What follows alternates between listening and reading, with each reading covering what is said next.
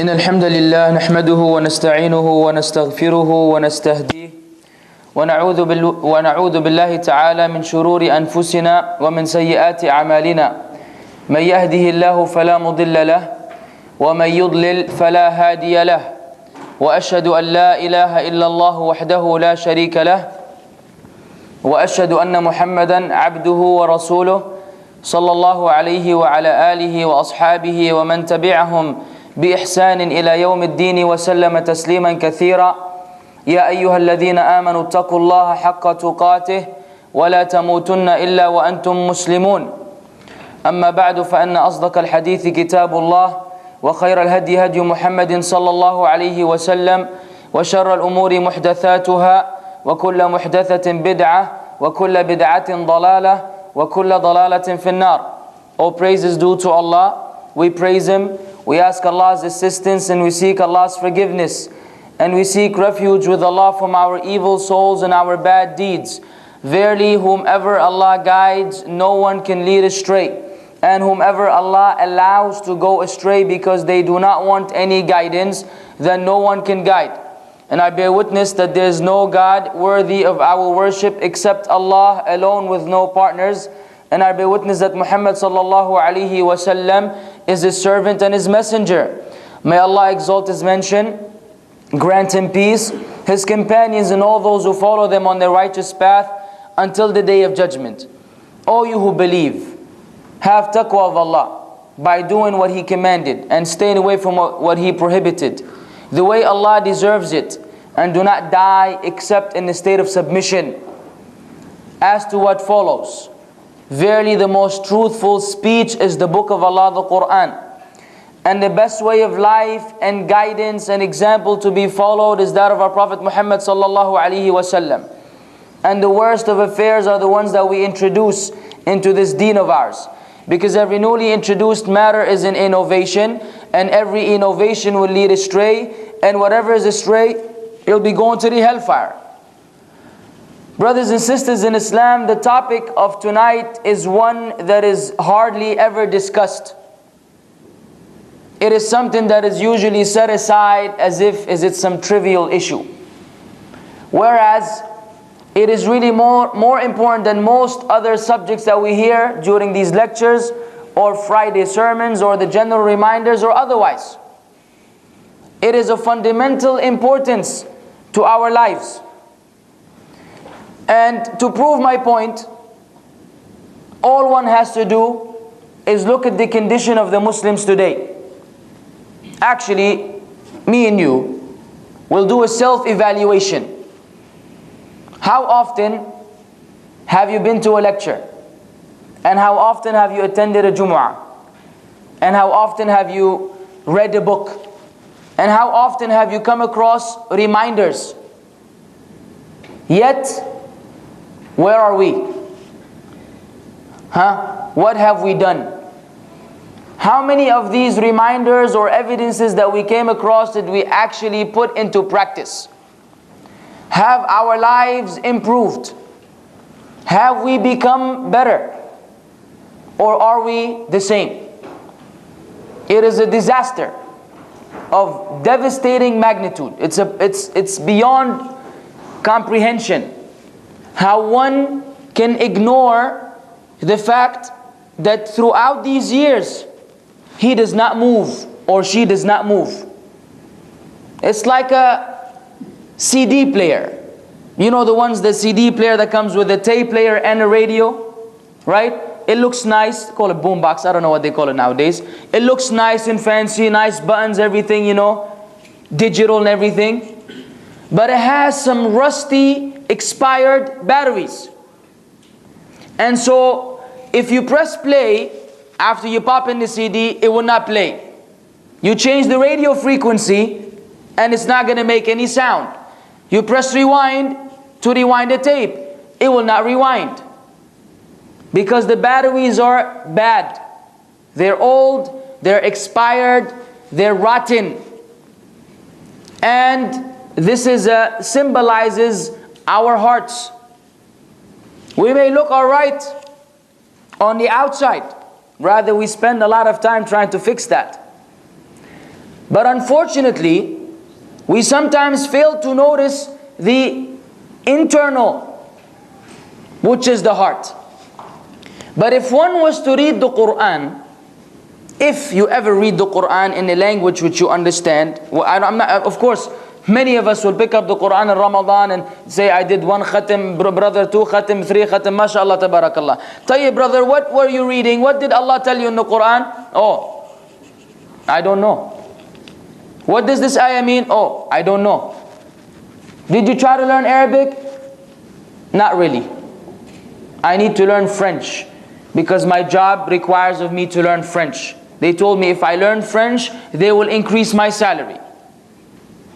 But then if Allah had made it possible for you to learn Arabic so you could increase your salary in the hereafter, not for me.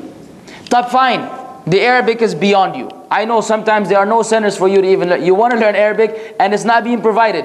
Malish. Did we read it in a language which we understand? In case you have, then when you read the verses where Allah deals with those people whose hearts have become corrupted, then the least that should happen to you is that you should become terrified, as if you have watched a horror movie. Terrified. The consequences of a hard heart. And this is where melting the iron hearts come from. This is where the title comes from. Allah says in the Qur'an, سأصرف عن آياتي الذين يتكبرون في الأرض بغير الحق وإن يروا كل آية لا يؤمنوا بها وإن يروا سبيل الرشد لا يتخذوه سبيلا وإن يروا سبيل الغي يتخذوه سبيلا ذلك بأنهم كذبوا بآياتنا وكانوا عنها غافلين. Allah says in the Quran, I shall turn away, I shall divert away from my signs, from my proofs, from my evidences, from my reminders, those who act arrogantly upon the earth with no right. And whenever they see a sign, an ayah from Allah, they don't believe in it. And if they see the path of consciousness and guidance, they don't take it as a path. But when they see the path of destruction and deviance, then they take it as a path. This is because they have denied our signs and they used to be heedless concerning them. وَمَنْ أَظْلَمُ مِمَّنْ ذُكِّرَ بِآيَاتِ رَبِّهِ فَأَعْرَضَ عَنْهَا وَنَسِيَ مَا قَدَّمَتْ يَدَاهُ إِنَّا جَعَلْنَا عَلَى قُلُوبِهِمْ أَكِنَّةً أَنْ يَفْقَهُوهُ وَفِي آذَانِهِمْ وَقْرًا وَإِنْ تَدْعُهُمْ إِلَى الْهُدَى فَلَنْ يَهْتَدُوا إِذًا أَبَدًا. Who is more unjust than he who is reminded of the signs and his verses of his Lord, but then he turns away from them and he does not see what his hands have put forth? Those, Allah says, we have placed coverings over their hearts, lest they understand the reminder. And in their ears, there's deafness. Deaf, he doesn't hear. And even if you were to call them to guidance, they shall never be guided. You speak, you remind, the khatib gets on the mimbar, he loses his voice, nothing changes. The lecturer sometimes tries to be soft, sometimes tries to be rough, sometimes tries to bring it in targhib, trying to encourage and incite, sometimes tarhib, threatening, frightening, and sometimes nothing changes. And there's nothing more, nothing makes a da'iyah, any one of you who is involved in da'wah, nothing makes you happier than when people respond. You see? Hoping that Allah will accept the deed. And nothing makes you sadder than people turning away.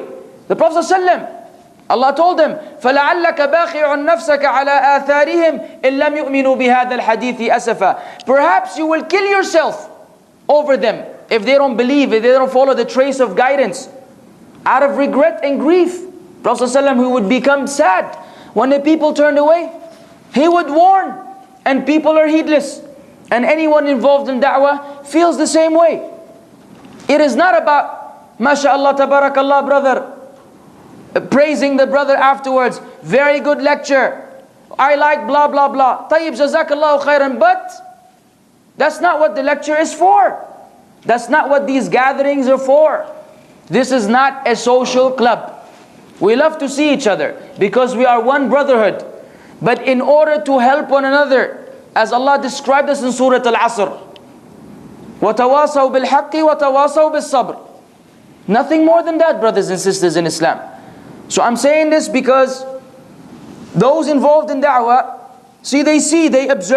they observe the brothers and the sisters around them. And they see whether there are changes happening or not. Whenever a change takes place, all praise is due to Allah. But whenever it doesn't, then it must be addressed. And this particular lecture is dedicated to address this problem. Why do we not change? Why do we not improve? It's because of our hearts. فَلَمَّا زَاغُوا أَزَاغَ اللَّهُ قُلُوبَهُمْ. So when they deviated, Allah caused their hearts to deviate. So the affair is serious. Because if your heart is not sound, if the reminders don't benefit you, if you hear the statement of Allah and His Messenger, and you don't take heed and put it into practice, meaning there is a disease and illness. And unfortunately, when it comes to physical illnesses, we will go to the doctor immediately. No delay. No delay. If you felt your heart, beat, it wasn't consistent, or had some pain in the left arm, heart attack, or what precedes a heart attack, a person will not wait unless he cannot afford it. They will be ala tool in the hospital. Say, doctor, check me, man, something's wrong, I may die. My family, my wife, my children. What am I going to do? I'm still young. Tayyib ya akhi, your heart may be dead. It may be much worse. Because that kind of death involves the hereafter. Involves destruction and humiliation and disgrace in the hereafter. And that cannot be rectified. You may die today and go to Jannah. But if you die with your heart dead, then Jannah is far away from these individuals. And if you have any other objective besides Jannah, then we need to reconsider what we're doing in Islam. I mean, why are you a Muslim? What was the ultimate goal of the Rusul and Al-Anbiya? To enter Jannah.